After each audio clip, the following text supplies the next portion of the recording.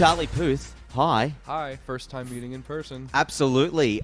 You're everything I expected in the flesh and more. We've had some great conversations on this. We've pointed out some very American things. We like have. The fact that the aircon is on full blast and it's 90 Fahrenheit outside, and we have the fireplace on for some aesthetics. We are. This is peak America right now. We're in a room where they put the fire on for the ambience, but then the aircon's on too, because in Australia 90 Fahrenheit would be like 35 degrees Celsius. And how big is this TV? The biggest TV I think I've seen. In your house, is that a TV? Would you have a TV that big in your house? I actually had a TV that big in my house, but I downgraded to a smaller one because it's just too much. You can't see the full... It's like when you're front row at the cinema and you can't see the full screen. You've got to move your head to see both sides. Right, well, have you been to an American cinema? I actually haven't, no. It's so gargantuan and over the top that it's almost nauseating to watch a movie. Okay. Well, thank you for making time. Yeah, Appreciate thanks it. for having me. Really nice to meet you. Absolutely. It's so nice, like, being, like, in person. And this is the first time in 2 years that we've been able to travel, so I'm glad that we've been able to make the time to catch up. That's right, but you and I have been talking for, like, 5+ years. Oh, mate, we go way back. Yeah, it's so like see you again days. Yes, absolutely.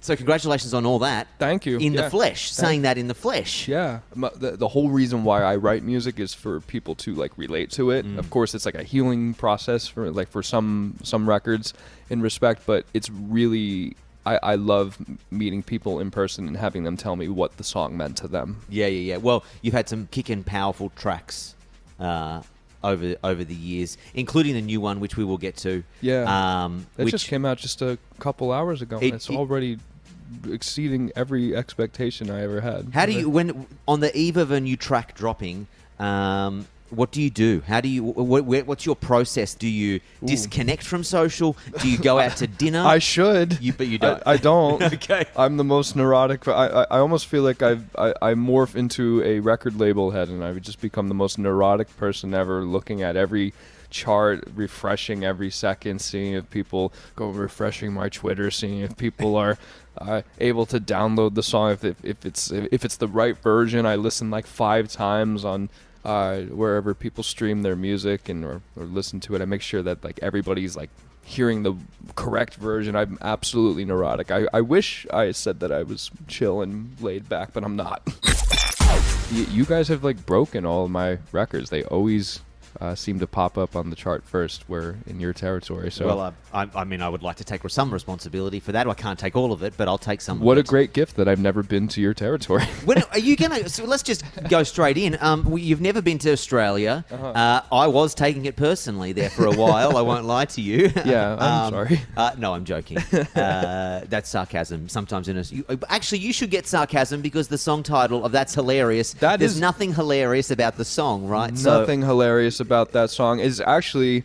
I kind of inadvertently did that. I didn't realize how sarcastic. Can I give you a cultural observation? Yes. Americans don't do sarcasm. No. And I don't think we're very literal. Yes, it's not by a choice. We're no fun. No. Well, you are obviously. I'm going to go to Disneyland later today. Okay. Yeah, just because why not? When in town. What a hot day to do it. Damn. I know it's going to be ridiculous. You're gonna be there for 20 minutes. minutes.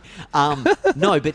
What I notice is, and as Australians, we are very sarcastic. We play things down a lot. Yeah. You probably, over the years that we've spoken or you've spoken to other people, end up doing Australian promo going, that was the strangest conversation that I may have been involved in. That's right. Well, I was dating this Australian girl one time, and she was, like, so hilarious and, like, so sarcastic all the time that half the time I thought she hated me. And I would look at her and be like, are you, like, mad at me right now? She's like, no, I'm just... taking the piss out of you, chicken. Yeah, she said. Yes, taking the piss out of you, chicken. But why do you guys say chicken? I was like, why are you calling me chicken? I thought she was calling me like Charlie, but in like an Australian accent. I'm like, that's not my name. We do sarcasm, and I don't know why that is, but I know Americans don't. So when I see your song called "That's Hilarious," I am excited that you could take American culture on the journey to learning sarcasm, because when you boil down the lyrics, there's nothing hilarious about said situation at all. Well, I'm trying to. I can't really think of another song that's out right now that's sarcastic in nature. But it always. I mean, we've all, like, gone through a breakup where maybe the other person comes back and you have this like bitter happiness, and you're like, oh well, now you want me back because you realize your other situation wasn't working out, and it's hilarious, which is what came to mind when I wrote the song. Yep. Thought of it in the shower. Ha ha ha. Question for you, like, what does a day look like for you? Are you working every day? You seem like you're someone who's so musically passionate. It's such an innate part of who you are. Do you wake up in the morning and plonk on the TV, or are you making sounds, writing something, walking around the house humming a tune? Right. Well, right now I'm trying not to focus on the very American loud air conditioner. What notes that? It's obscenely loud. But it's making some notes, and I'm thinking, and I'm trying not to focus on those notes, because then I'll start to think about one of those notes were transposed 3 semitones up, and then I'm starting to think of songs that could work with the air conditioner, and then I forget that I'm talking to you, and it's just a bunch of stuttering and a horrible interview. I saw you do the Jimmy Fallon thing. Yeah. Was it Jimmy Fallon? One of Jimmy the Jimmys. Kimmel. I did it on Fallon and Kimmel. Okay, where Kimmel recently. They just knocked on something, and then you picked the note of it, which is, I think, is like wild to like one day study your brain. I would like to study. Donate it to science. Can you? Donate. Well, well, hopefully I'll live for a long time. No, absolutely, definitely long time. Definitely long time. But definitely long time. Or maybe just get. I mean, I don't know. This is a bit, because obviously you said you hear the note in the air conditioner. Yeah. Someone needs to stick you in one of those MRI machines, and that'd be interesting. And just see how your brain connects differently to that, because they can do that. I'm sure they can. I'm sure they can. They show science. Science is amazing. Yeah. Because all I hear when that air conditioner is rumbling in the background is, that's annoying, and that's going to supersede the microphone. Well, just put a little Waves NS1 on there. It's a noise suppressor that I used on That's Hilarious, and Light Switch when I produced the record. All right. It's because that is. It's very loud. It's very loud, and it feels overly cold. Well, I appreciate your time, sir. Thank you. Thanks for having me, and really nice to meet you on this orange couch and this big TV.